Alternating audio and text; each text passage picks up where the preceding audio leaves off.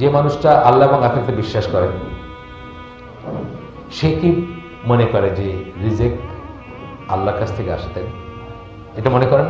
আল্লাহ তো একটা নাম আর রাজ্জাক। আল্লাহ সূরা তালাকের একটা আয়াতে বলছেন যে আপনি যদি আল্লাহকে ভয় করেন, আল্লাহ আনপ্রেসিডেন্টেড মিন্স থেকে আপনার রিজিক দিবেন। আপনি দেখেন না, যেটা দেখেন না, চিন্তা করেন না, বোঝেন না, জানেন না, সেখান থেকে আপনাকে দিবেন, রিজিক দিবেন। আমরা কি এটা বিশ্বাস করি? আমরা এটা বিশ্বাস করি।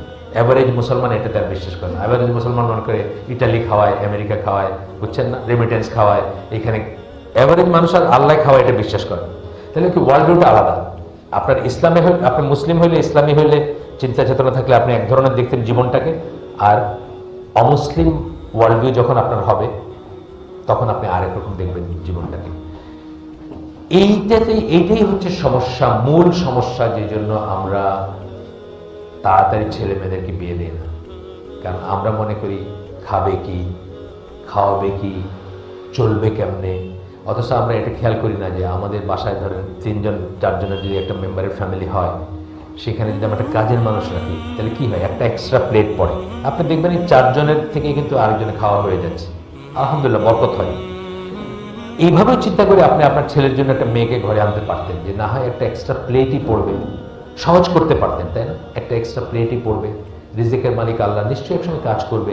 আমার 15 বছরের একটা নাতি আছে, ওই যে আমার 15 বছরের একটা ব্যথা আছে, আমি তাকে বলছি, 15 বছর প্লাস হয়েছে তার, এপ্রিল মাসে 15 বছর হয়েছে। আমি তাকে বলছি যে তুই যদি বিয়ে করতে চাস, মানে তুই যদি ফিল করিস, সেটা তো বললাম এক একজনের এক এক রকম, তাই না? ইবনে তাইমিয়া নওয়াবী বিয়ে করেন নাই, আমি 23 বছরে করছি। সাহাবীর কথা বললাম, 10 বছরে করছেন। এক একজনের এক এক রকম নিড।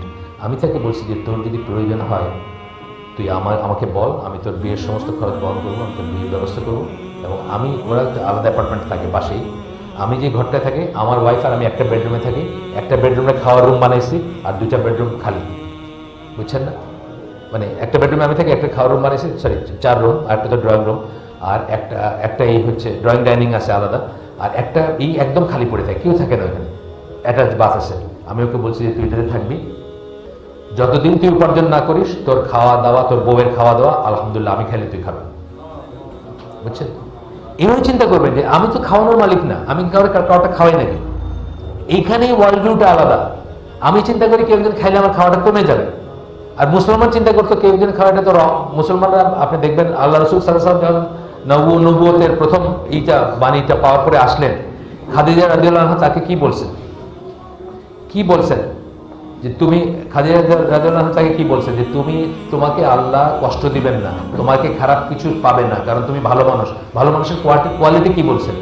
তুমি দুস্থদের খাওয়া দাও, ওয়েফেয়ারার মুসাফিরদের খাওয়াও, তাদেরকে আতিথেয়তা করো, তাদের এন্টারটেইন করো, মুসাফিরদের ওয়েফেয়ারার্স, ইবনুস সাবিল বলি আমরা যেটা আরবিতে, তাদেরকে তুমি করো, তোমারে আল্লাহ, তুমি ভালো মানুষ, তোমাকে আল্লাহই করে। ভালো মানুষের সার্টিফিকেট হচ্ছে আপনি যে ওয়েফেয়ারার, যে রাস্তায় যে মুসাফির, তাকে খাওয়ান, তাকে জায়গা দেন, তাকে বসতে দেন, তাকে খাইতে দেন, তাকে এন্টারটেইন করে।